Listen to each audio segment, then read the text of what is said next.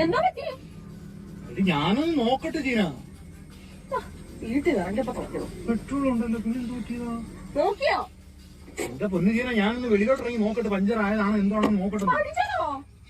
എന്റെ പൊന്നു ജീന, ഞാനൊന്ന് നോക്കട്ടെ.